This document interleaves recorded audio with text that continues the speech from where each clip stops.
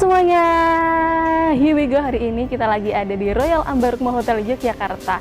Nah, siapa sih yang nggak tahu Hotel Bintang 5 yang menjadi one of top 10 hotel di Yogyakarta ini dan juga memiliki predikat sebagai Indonesian Award Winning Independent 5-Star Heritage Hotel di Indonesia. Nah, tentunya untuk menjaga kredibilitas serta eksistensi hotel sekelas Royal Ambarukmo ini pasti memiliki tantangan dan strategi-strategi khususnya. Dan senang sekali saya Duyana bersama dengan rekan-rekan saya dari Ilmu Komunikasi Universitas Teknologi Yogyakarta. Di sini ada Nabil Nafi Elang Mamora, ada Anggit Dwi Wicaksa sama Arisma Octavia yang ada di sana. Kita akan berbincang-bincang langsung dengan public relation dari Royal Ambarukmo ini.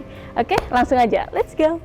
Oke teman-teman, sekarang telah hadir bersama kita. Di sini ada Mbak Sari sebagai Marketing Communication Manager. Nah, Mbak Sari sebagai Marketing Communication Manager tuh tugasnya apa aja sih?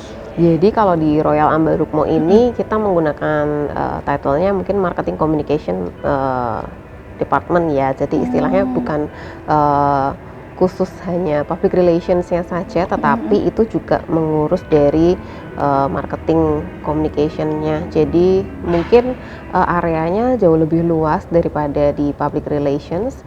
Kalau di public relations kita lebih ke relasi dengan media, kemudian beberapa pihak yang kita ajak berelasi baik internal maupun eksternal.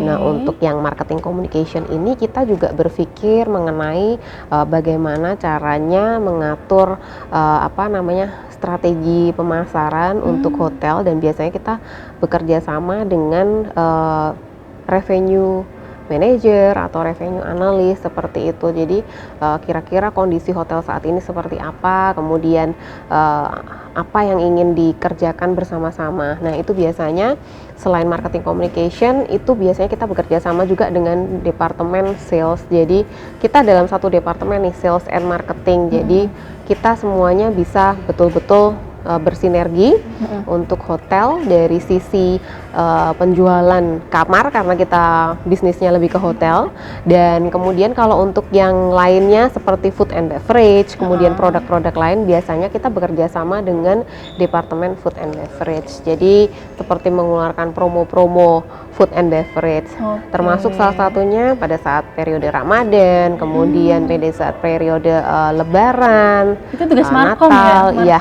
Termasuk salah satunya. Jadi kita yang mempublikasikan promo yang ada di hotel ini. Nah, untuk promonya pastinya kita berdiskusi memang lebih banyak ke food and beverage. Nah, kita bisa menyampaikan ide-ide, kemudian produknya yang lebih tahu kan dari food and beverage nih. Jadi food and beverage yang akan mengeluarkan detail-detailnya, kita yang mempublikasikan. Nah, kesuksesannya diukur dari semakin banyak orang yang tahu dan semakin banyak orang yang datang ke sini untuk konsum makanan, ya itu berarti kita sudah berhasil setidaknya untuk menjualkan produk yang kita punya gitu. Oke, jadi boleh nggak sih cerita prosesnya gimana sih menjadi saat ini menjadi jabatan sebagai Markom ini, prosesnya seperti apa? Kan nggak mungkin tiba-tiba langsung Markom atau langsung Markom gitu aja.